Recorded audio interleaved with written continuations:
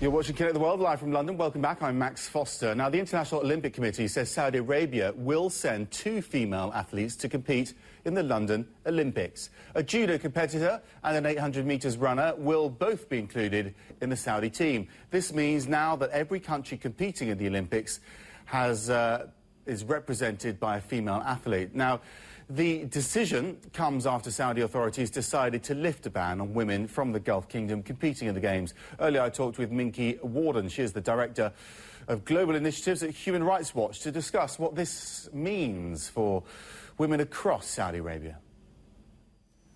Well, this is a pretty historic breakthrough. The main reason is because in 2008, Saudi Arabia sent a men's-only team to the Olympics. I think if they had tried to do so again, it would have been a big black eye for the International Olympic Committee, for the Olympics movement. But we really can't cheer entirely this advance, because we have to remember that many millions of women and girls inside Saudi Arabia still cannot take part in sport. And there are very simple things that the International Olympic Committee could do to help advance sport for women and girls in the country, and chief among them is to lift the ban on sport for girls in schools. That would make a difference in millions of girls' lives.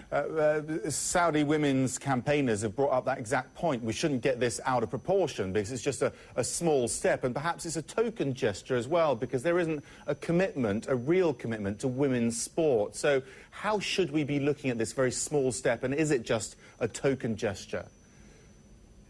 Well, it's a small step on a long marathon for women's rights in Saudi Arabia. And really, the problem is not just the effective banning of women and girls from taking part in sports. This really goes back to basic human rights for women in Saudi Arabia. And central among them are really that women can't take part in public life. Even if there were gyms where women could practice sport, they can't drive to get there. They need permission of their male guardians, a son, a father.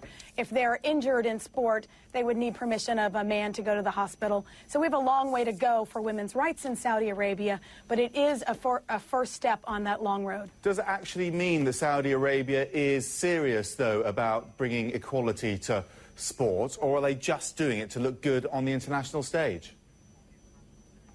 Well, you know, Human Rights Watch has done a tremendous amount of reporting, exhaustive reporting on this topic, and we've outlined a specific set of benchmarks that the Saudi government can and should take to show a commitment to sports for women.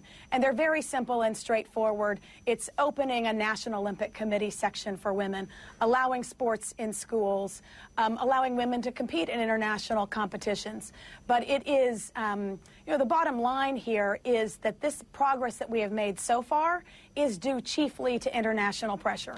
And people will say, oh, the Saudi government doesn't respond to international pressure, but obviously they do. It's 2 weeks before the beginning of the Olympics, and Saudi women will take part, will march behind the flag for the first time. That's something to cheer, but while we do so, we have to remember all the millions of women and girls inside the country who can't take part in sport.